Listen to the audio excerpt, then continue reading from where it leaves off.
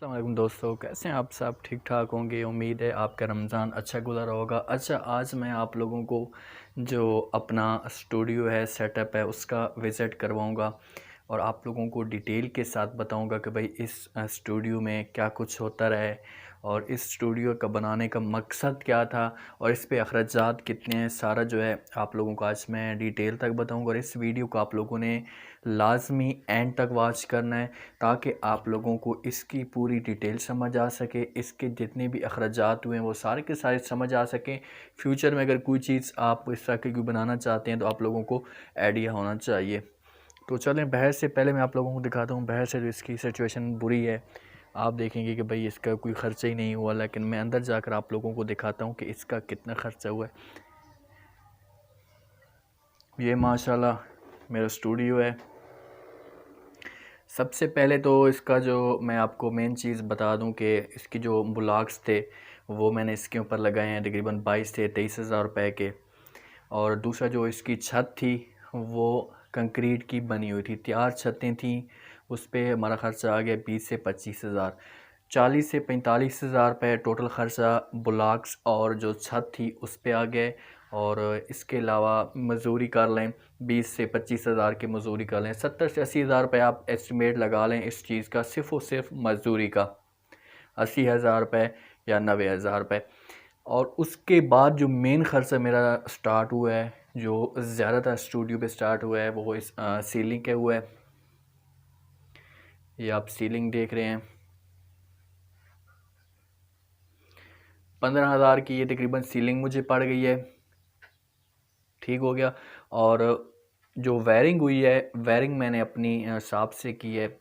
लाइटें वगैरह जितनी भी थी वो सारी की सारी मैंने अपने हिसाब से लगाई हैं। सारा सिस्टम जो है मैंने इस वजह से ये सारी सेटिंग बनी है कि कल को जो अगर मुझे मज़ीद लाइटिंग का सिस्टम बढ़ाना पड़े तो मुझे किसी किस्म का कोई मसला ना हो। अच्छा, एक चीज़ मैं आप लोगों को बताना भूल गया कि इस कमरे का जो साइज़ है वो 10 बाई 12 है।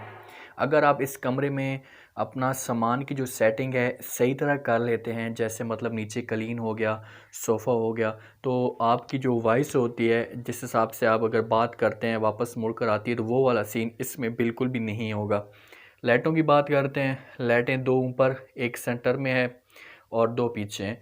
टोटल इसकी जो छत की लाइटिंग है वो 5 लाइट हैं। अच्छी वाली लाइट है, क्वालिटी वाली, मतलब इसका जो रोशनी होती है स्लो होकर आती है, फेस पे इतनी बुरी नहीं लगती। दूसरा साइड पे दीवारों पे एक छोटा सा बल्ब ये है और बड़ी लाइट्स ये है। और साथ में ये तीसरी लाइट्स है।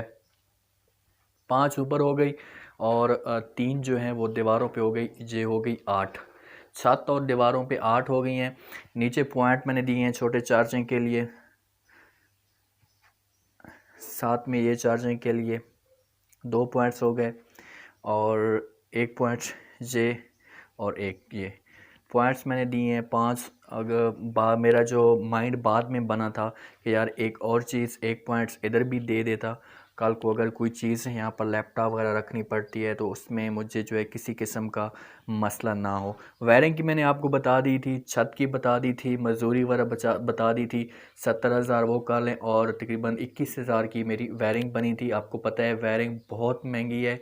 सबसे ज़्यादा जो ख़र्चा मेरा जो एक सोच से ज़्यादा था वो वायरिंग का ख़र्चा था। 21 से 22 हज़ार रुपये मेरा वायरिंग पे ख़र्चा। ऐसा एस्टिमेट लगा लेंगे 30 हज़ार कर लेंगे, क्योंकि एक तार मेन जो तार थी वो बाहर से लेकर आया था, तो 30 हज़ार रुपये वायरिंग का कर लें। 80 हज़ार रुपये वो कर लें और 30 से 1,20,30 हज़ार रुपये ख़र्चा हो गया।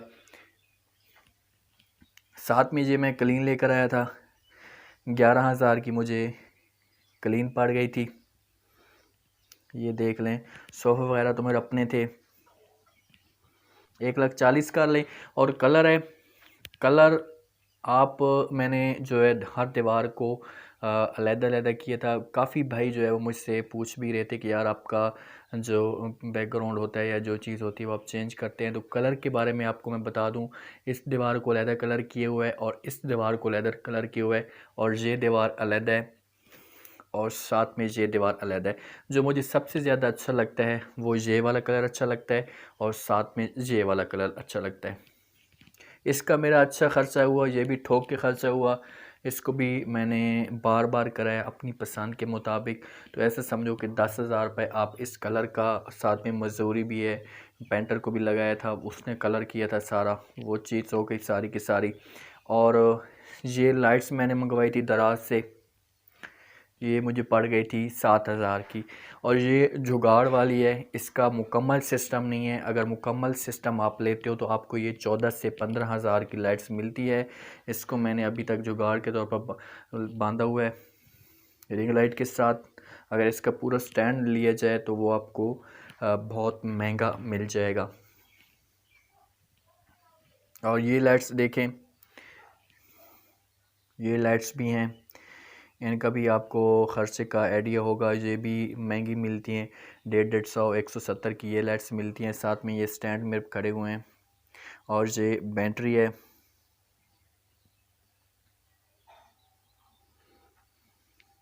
ये भी आपको, अभी तो मैंने तो काफ़ी टाइम पे पहले ली थी, तो ये आपको कम से कम 25 से 30,000 की मिलती है। और ये दरवाज़ा है, 11,000 का मुझे दरवाज़ा पड़ गया था, मजदूरी करके 13,000 14,000 की। वे विंडो मुझे पड़ गई थी 4,000 की, छोटी सी विंडो लगाई है।